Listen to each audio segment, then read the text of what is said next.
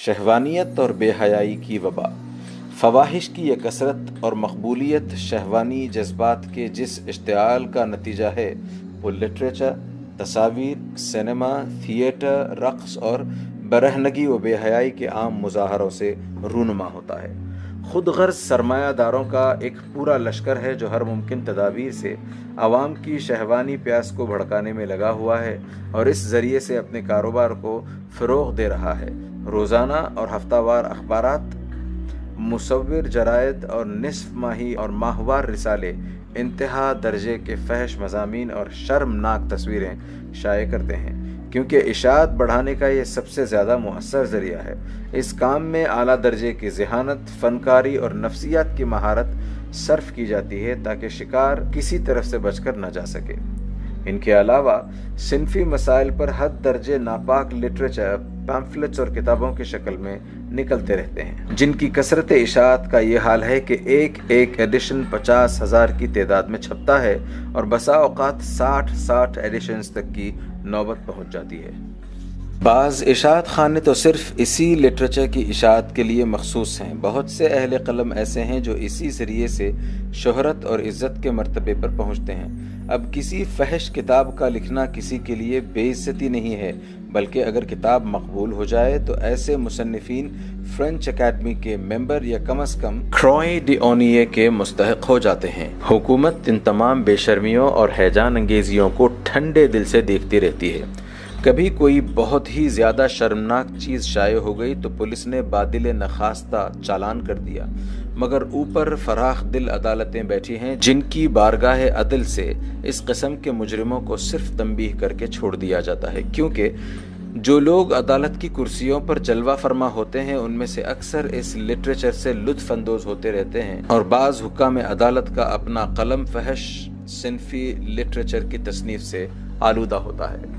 اتفاقاً اگر کوئی میجسٹریٹ دقیانو سے خیال کا نکل آیا اور اس سے بے انصافی کا اندیشہ ہوا تو بڑے بڑے ادیب اور نامور اہل قلم بالاتفاق اس معاملے میں مداخلت کرتے ہیں اور زور و شور سے اخبارات میں لکھا جاتا ہے کہ آرٹ اور لٹریچر کی ترقی کے لیے آزاد فضا درکار ہے۔ قرون مظلمہ کسی ذہنیت کے ساتھ اخلاقی بندشیں لگانے کے معنی تو یہ ہیں کہ فنون لطیفہ کا گلا گھونٹ دیا جائے۔ اور یہ فنون لطیفہ کی ترقی ہوتی کس طرح ہے؟ اس میں ایک بڑا حصہ ان ننگی تصویروں اور عملی تصویروں کا ہے جن کے البم لاکھوں کی تعداد میں تیار کیے جاتے ہیں اور نہ صرف بازاروں، ہوٹلوں اور چائے خانوں میں بلکہ مدرسوں اور کالجوں میں تک پھیلائے جاتے ہیں۔ ایمیل پورسی نے جمعیت انسداد فواحش کے دوسرے اجلاس عام میں جو رپورٹ پیش کی تھی اس میں وہ لکھتا ہے، یہ گندے فوٹوگراف لوگوں کے حواس میں شدید ہیجان اور اختلال برپا کرتے ہیں اور اپنے بدقسمت خریداروں کو ایسے جرائم پر اکساتے ہیں جن کے تصور سے رونگٹے کھڑے ہو جاتے ہیں۔ لڑکوں اور لڑکیوں پر ان کا تباہ کن اثر حد بیان سے زیادہ ہے۔ بہت سے مدرسے اور کالج انہی کی بدولت اخلاقی اور جسمانی حیثیت سے برباد ہو چکے ہیں۔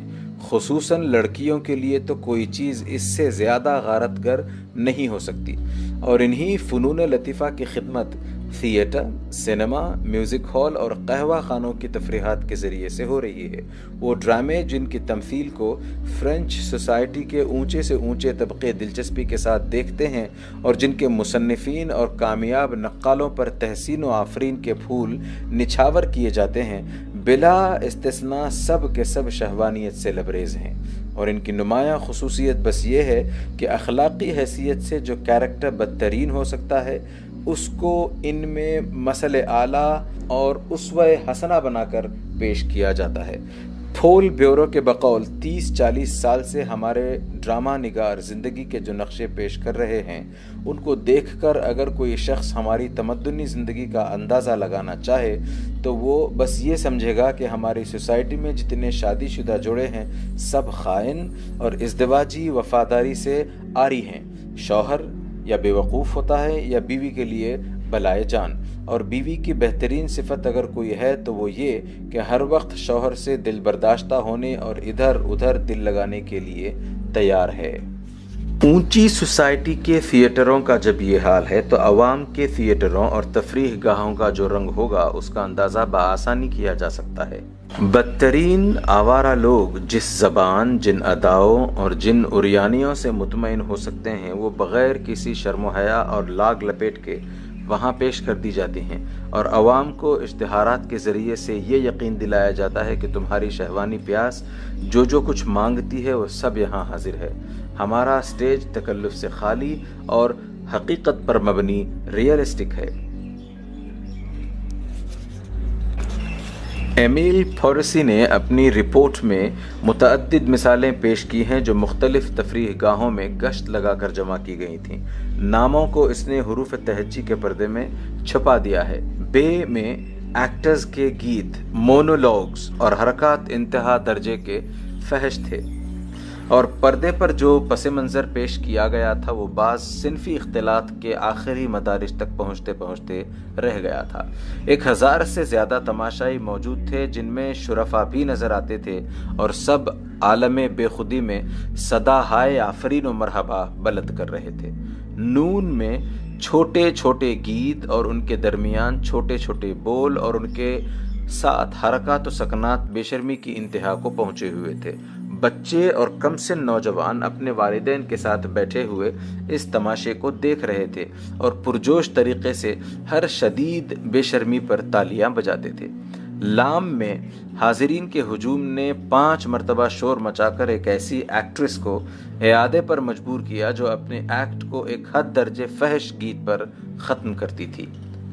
رے میں حاضرین نے ایسی ہی ایک اور ایکٹریس سے بار بار فرمائش کر کے ایک نہایت فحش چیز کا اعادہ کرایا۔ آخر اس نے بگڑ کر کہا، تم کتنے بے شرم لوگ ہو، دیکھتے نہیں کہ ہال میں بچے موجود ہیں؟ یہ کہہ کر وہ ایکٹ پورا کیے بغیر ہٹ گئی۔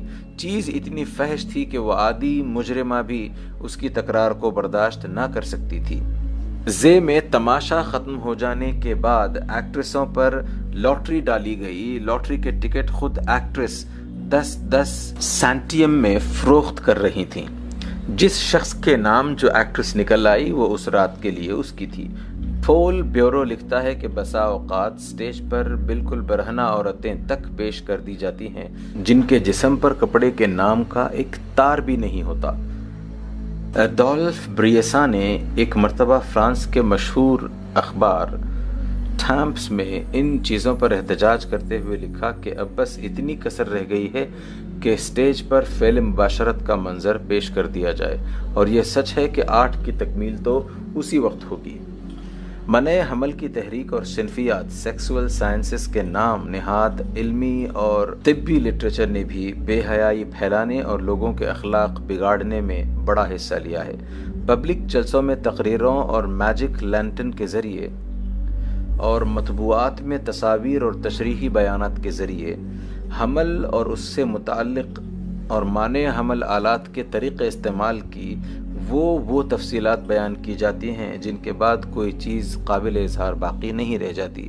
اس طرح صنفیات کی کتابوں میں تشریح بدن سے لے کر آخر تک معاملات صنفی کے کسی پہلو کو بھی روشنی میں لائے بغیر نہیں چھوڑا جاتا۔ بظاہر ان سب چیزوں پر علم اور سائنس کا غلاف چڑھا دیا گیا ہے تاکہ یہ اعتراض سے بالاتر ہو جائیں، بلکہ مزید ترقی کر کے ان چیزوں کی اشاعت کو خدمت خلق کے نام سے بھی موسوم کر دیا جاتا ہے، اور وجہ یہ بتائی جاتی ہے کہ ہم تو لوگوں کو صنفی معاملات میں غلطیاں کرنے سے بچانا چاہتے ہیں، مگر حقیقت یہ ہے کہ اس لٹریچر اور اس تعلیم کی عام اشاعت نے عورتوں، مردوں اور کم سن نوجوانوں میں سخت بے حیائی پیدا کر دی ہے۔ اس کی بدولت آج یہ نوبت آ گئی ہے کہ ایک نوخیز لڑکی جو مدرسے میں تعلیم پاتی ہے اور ابھی سن بلوغ کو بھی پوری طرح نہیں پہنچتی ہے، صنفی معاملات کے متعلق وہ معلومات رکھتی ہے جو کبھی شادی شدہ عورتوں کو بھی حاصل نہ تھیں، اور یہی حال نوخیز بلکہ نابالغ لڑکوں کا بھی ہے۔ ان کے جذبات قبل از وقت بیدار ہو جاتے ہیں، ان میں صنفی تجربات کا شوق پیدا ہو جاتا ہے، پوری جوانی کو پہنچنے سے پہلے ہی وہ اپنے آپ کو خواہشات نفسانی کے چنگل میں دے دیتے ہیں۔ نکاح کے لیے تو عمر کی حد مقرر کی گئی ہے، مگر ان تجربات کے لیے کوئی حد مقرر نہیں۔ 12-13 سال کی عمر ہی سے ان کا سلسلہ شروع ہو جاتا ہے۔ قومی ہلاکت کے آثار۔ جہاں بد اخلاقی، نفس پرستی اور لذات جسمانی کی بندگی اس حد کو پہنچ چکی ہو، جہاں عورت، مرد، جوان، بوڑھے سب کے سب عیش کوشی میں اس قدر منہمک ہو گئے ہوں، اور جہاں انسان کو شہوانیت کے انتہائی اشتعال نے یوں واپس سے باہر کر دیا ہو، ایسی جگہ ان تمام اسباب کا بروئے کار آ جانا بالکل ایک طبعی امر ہے جو کسی قوم کی ہلاکت کے موجب ہوتے ہیں۔ لوگ اس قسم کی برسر انحطاط علی شفا حفرۃ من النار قوموں کو برسر عروج دیکھ کر یہ نتیجہ نکالتے ہیں کہ ان کی عیش پرستی ان کی ترقی میں مانع نہیں ہے بلکہ الٹی مددگار ہے، اور یہ کہ ایک قوم کے انتہائی عروج و ترقی کا زمانہ وہ ہوتا ہے جب وہ لذت پرستی کے انتہائی مرتبے پر ہوتی ہے، لیکن یہ ایک سراسر غلط استنتاج ہے۔ جہاں تعمیر اور تخریب کی قوتیں ملی جلی کام کر رہی ہوں اور مجموعی حیثیت سے تعمیر کا پہلو نمایاں نظر آتا ہو، وہاں تخریبی قوتوں کو بھی اسباب تعمیر میں شمار کر لینا صرف اس شخص کا کام ہو سکتا ہے جس کی عقل خبت ہو گئی ہو۔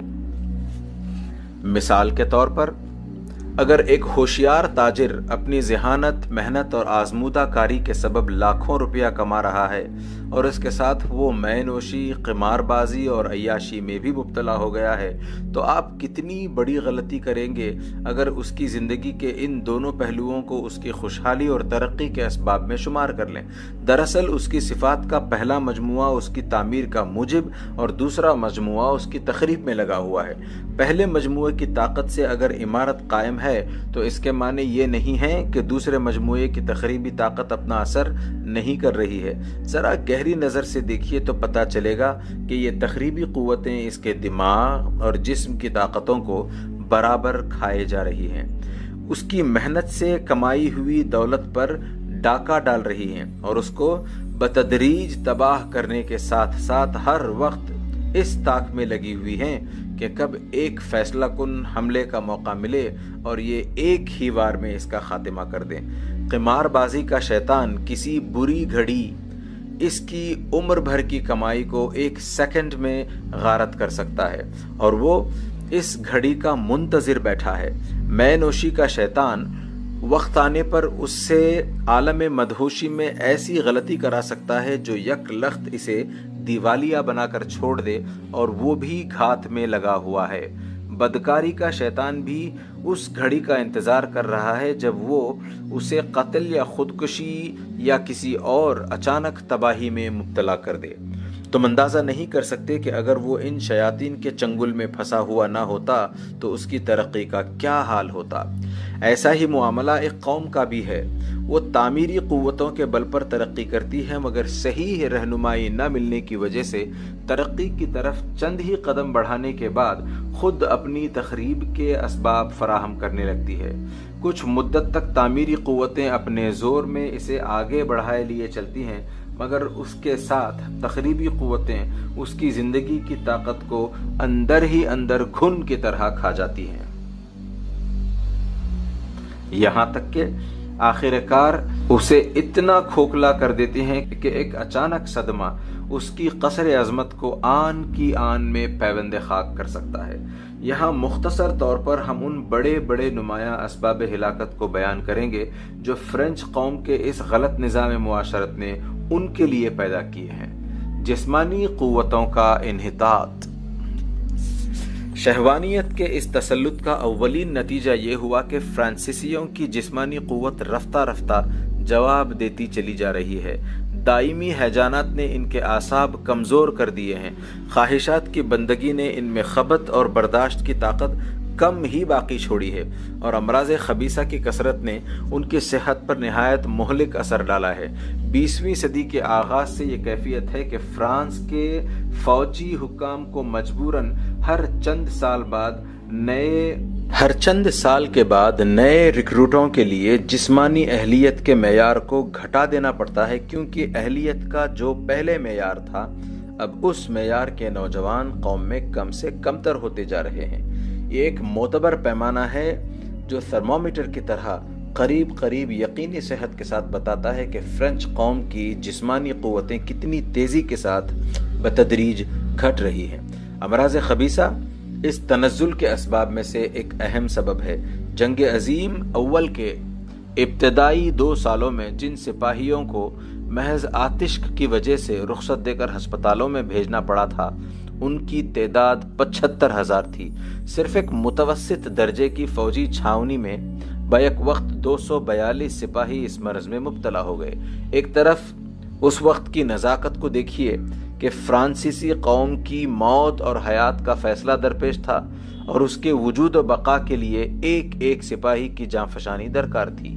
ایک ایک فرینک بیش قیمت تھا اور وقت، قوت، وسائل، ہر چیز کی زیادہ سے زیادہ مقدار دفاع میں خرچ کرنے کی ضرورت تھی۔ دوسری طرف اس قوم کے جوانوں کو دیکھیے کہ کتنے ہزار افراد اس عیاشی کی بدولت نہ صرف خود کئی مہینوں کے لیے بیکار ہوئے، بلکہ انہوں نے اپنی قوم کی دولت اور وسائل کو بھی اس آڑے وقت میں اپنے علاج پر ضائع کروا دیا۔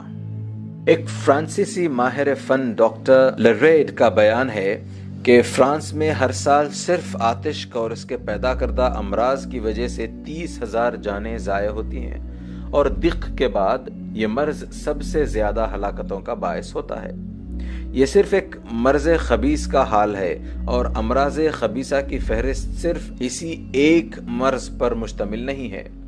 خاندانی نظام کی بربادی، اس بے قید شہوانیت اور آوارہ منشی کے اس رواج عام نے دوسری عظیم الشان مصیبت جو فرانسیسی تمدن پر نازل کی ہے وہ خاندانی نظام کی تباہی ہے۔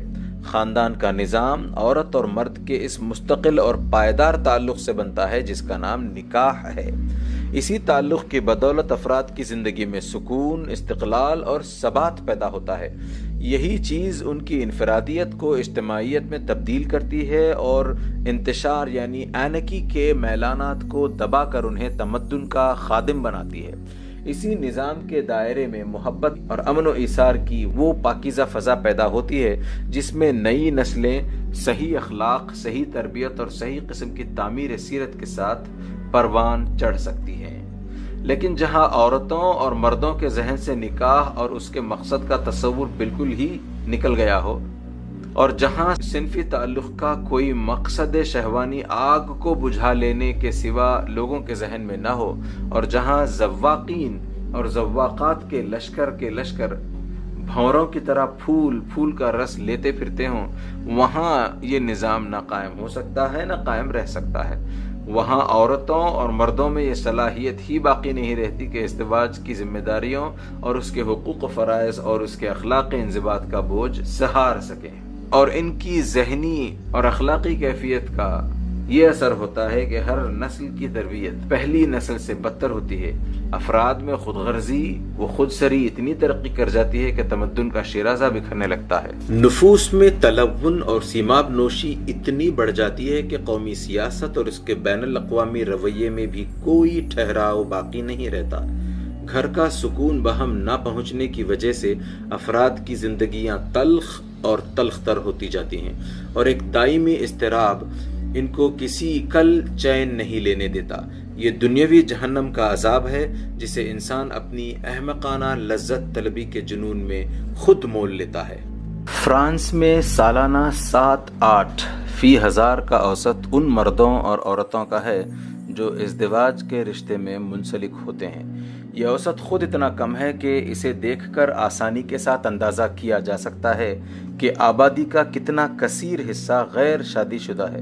پھر اتنی قلیل تعداد جو نکاح کرتی ہے، ان میں بھی بہت کم لوگ ایسے ہیں جو باعصمت رہتے ہیں اور پاک اخلاقی زندگی بسر کرنے کی نیت سے نکاح کرتے ہیں۔ اس ایک مقصد کے سوا ہر دوسرا ممکن مقصد ان کے پیش نظر ہوتا ہے، حتیٰ کہ عامۃ الورود مقاصد میں سے ایک یہ بھی ہے کہ نکاح سے پہلے ایک عورت نے جو بچہ ناجائز طور پر جنا ہے، نکاح کر کے اس کو مولود جائز بنا دیا جائے۔ چنانچہ پول بیورو لکھتا ہے کہ فرانس کے کام پیشہ لوگوں یعنی ورکنگ کلاس میں یہ عام دستور ہے کہ نکاح سے پہلے عورت اپنے ہونے والے شوہر سے اس بات کا وعدہ لے لیتی ہے کہ وہ اس کے بچے کو اپنا بچہ تسلیم کرے گا۔ 1917 میں سین کی عدالت دیوانی کے سامنے ایک عورت نے بیان دیا کہ میں نے شادی کے وقت ہی اپنے شوہر کو اس بات سے آگاہ کر دیا تھا کہ اس شادی سے میرا مقصد صرف یہ ہے کہ ہمارے قبل از نکاح آزادانہ تعلق سے جو بچے پیدا ہوئے ہیں ان کو حلالی بنا دیا جائے۔ باقی رہی یہ بات کہ میں نے اس کے ساتھ بیوی بن کر زندگی گزارنی ہے تو گزاروں، تو یہ نہ اس وقت میرے ذہن میں تھی نہ اب ہے۔ اس بنا پر جس روز شادی ہوئی اسی روز 5:30 بجے میں اپنے شوہر سے الگ ہو گئی اور آج تک اس سے نہیں ملی، کیونکہ میں فرائض زوجیت ادا کرنے کی کوئی نیت نہ رکھتی تھی۔ پیرس کے ایک مشہور کالج کے پرنسپل نے پول بیورو سے بیان کیا ہے کہ عموماً نوجوان نکاح میں صرف یہ مقصد پیش نظر رکھتے ہیں کہ گھر پر بھی ایک داشتہ کی خدمات حاصل کر لیں۔ 10-12 سال تک وہ ہر طرف آزادانہ مزے چکھتے پھرتے ہیں، پھر ایک وقت آتا ہے کہ اس قسم کی بے ضابطہ آوارہ زندگی سے تھک کر وہ ایک عورت سے شادی کر لیتے ہیں تاکہ گھر کی آسائش بھی کسی حد تک بہم پہنچے اور آزادانہ زواتی کا لطف بھی حاصل کیا جاتا رہے۔ فرانس میں شادی شدہ اشخاص کا زناکار ہونا قطعاً کوئی معیوب یا قابل ملامت فعل نہیں۔ اگر کوئی شخص اپنی بیوی کے علاوہ کوئی مستقل داشتہ رکھتا ہو تو اسے وہ چھپانے کی ضرورت نہیں سمجھتا، اور سوسائٹی اس فعل کو ایک معمولی اور متوقع بات سمجھتی ہے۔ ان حالات میں نکاح کا رشتہ اس قدر بودا ہو کر رہ گیا ہے کہ بات بات پر ٹوٹ جاتا ہے۔ بسا اوقات اس بیچارے کی عمر چند گھنٹوں سے متجاوز نہیں ہوتی۔ چنانچہ فرانس کے ایک معزز شخص نے جو کئی مرتبہ وزیر رہ چکا تھا، اپنی شادی کے صرف 5 گھنٹے بعد اپنی بیوی سے طلاق حاصل کر لی۔ ایسی چھوٹی چھوٹی باتیں طلاق کے موجب بن جاتی ہیں جنہیں سن کر ہنسی آتی ہے۔ مثلاً فریقین میں سے کسی ایک کا سوتے میں خراٹے لینا یا کتے کو پسند نہ کرنا۔ سین عدالت دیوانی نے ایک مرتبہ صرف ایک تاریخ میں 294 نکاح فسخ کیے۔ 1844 میں جب طلاق کا نیا قانون پاس ہوا تھا 4000 طلاق واقع ہوئے تھے۔ 1900 میں یہ تعداد 7500 تک پہنچی، 1913 میں 16000 اور 1931 میں 21000۔ نسل کشی۔ بچوں کی پرورش ایک اعلیٰ درجے کا اخلاقی نظام ہے جو ضبط نفس، خواہشات کی قربانی، تکلیفوں اور محنتوں کی برداشت اور جان و مال کا ایثار چاہتا ہے۔ خود غرض نفس پرست لوگ جن پر انفرادیت اور بہیمیت کا پورا تسلط ہو چکا ہو، اس خدمت کی انجام دہی کے لیے کسی طرح راضی نہیں ہو سکتے۔ 60-70 برس سے فرانس میں منع حمل کی تحریک کا زبردست پرچار ہو رہا ہے۔ اس تحریک کی بدولت سرزمین فرانس کے ایک ایک مرد اور ایک ایک عورت تک ان تدابیر کا علم پہنچا دیا گیا ہے جن سے آدمی اس قابل ہو سکتا ہے کہ صنفی تعلق اور اس کے لذات سے متمتع ہونے کے باوجود اس فعل کے قدرتی نتیجے یعنی استقرار حمل اور تولید نسل سے بچ سکے۔ کوئی شہر، قصبہ یا گاؤں ایسا نہیں ہے جہاں مانع حمل دوائیں اور آلات برسر عام فروخت نہ ہوتے ہوں اور ہر شخص ان کو حاصل نہ کر سکتا ہو۔ اس کا نتیجہ یہ ہے کہ آزاد شہوت رانی کرنے والے لوگ ہی نہیں بلکہ شادی شدہ جوڑے بھی کثرت سے ان تدابیر کو استعمال کرتے ہیں، اور ہر زن و مرد کی یہ خواہش ہے کہ ان کے درمیان بچہ یعنی وہ بلا جو تمام لطف و لذات کو کرکرا کر دیتی ہے کسی طرح خلل انداز نہ ہونے پائے۔ فرانس کی شرح پیدائش جس رفتار سے گھٹ رہی ہے، اس کو دیکھ کر ماہرین فن نے اندازہ لگایا ہے کہ منع حمل کی اس وبائے عام کی بدولت کم از کم 6 لاکھ انسانوں کی پیدائش روک دی جاتی ہے۔ ان تدابیر کے باوجود حمل ٹھہر جاتے ہیں، ان کو اسقاط کے ذریعے سے ضائع کیا جاتا ہے اور اس طرح مزید 3-4 لاکھ انسان دنیا میں آنے سے روک دیے جاتے ہیں۔ اسقاط حمل صرف غیر شادی شدہ عورتیں ہی نہیں کراتی بلکہ شادی شدہ بھی اس معاملے میں ان کی ہم پلہ ہیں۔ اخلاقاً اس فعل کو ناقابل اعتراض بلکہ عورت کا حق سمجھا جاتا ہے۔ قانون نے اس کی طرف سے گویا آنکھیں بند کر لی ہیں، اگرچہ کتاب آئین میں یہ فعل ابھی تک جرم ہے، لیکن عملاً یہ حال ہے کہ 300 میں سے بمشکل 1 کے چالان کی نوبت آتی ہے، اور پھر جن کا چالان ہو جاتا ہے ان میں سے بھی 75% عدالت میں جا کر چھوٹ جاتے ہیں۔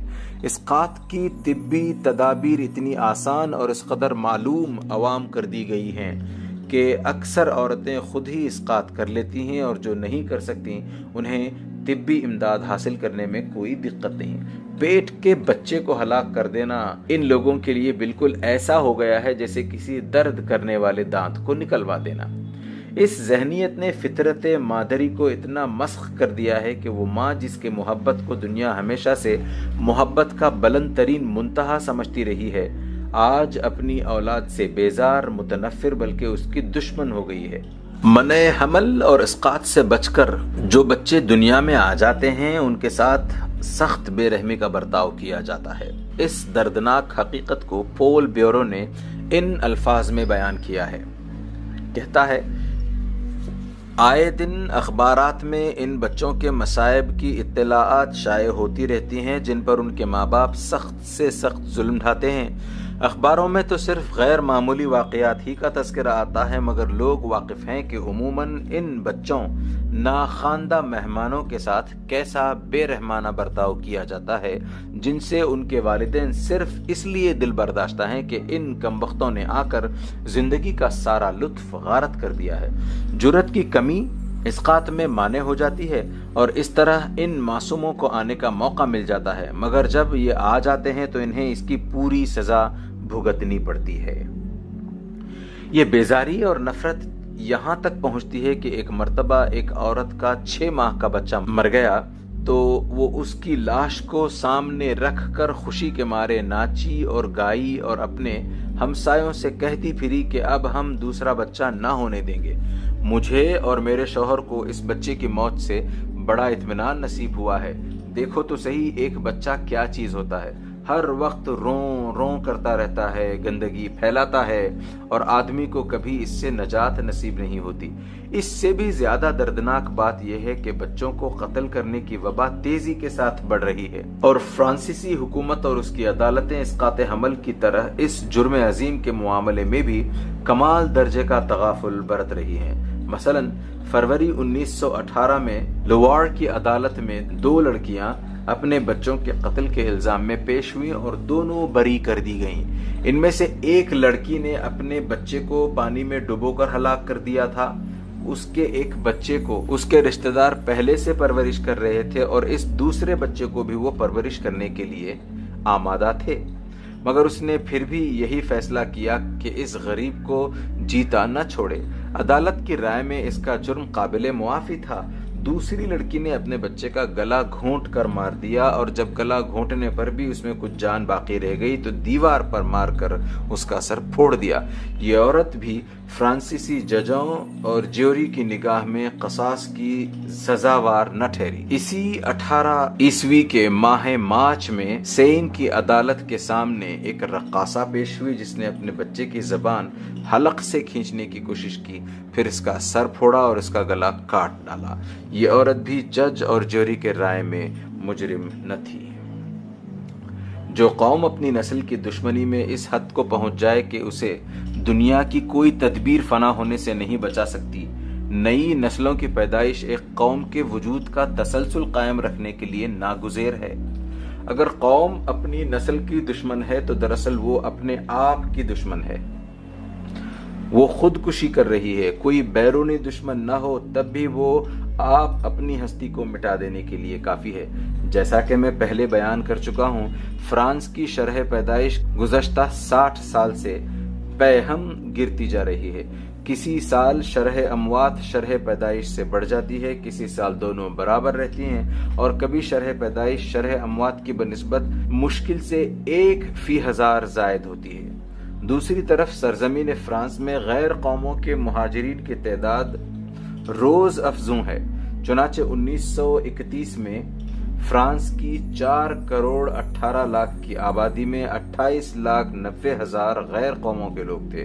یہ صورتحال یوں ہی رہی تو 20ویں صدی کے اختتام تک فرانسیسی قوم عجب نہیں کہ خود اپنے وطن میں اقلیت بن کر رہ جائے۔ یہ انجام ہے ان نظریات کا جن کی بنا پر عورتوں کی آزادی اور حقوق نسواں کی تحریک 19ویں صدی کے آغاز میں اٹھائی گئی تھی۔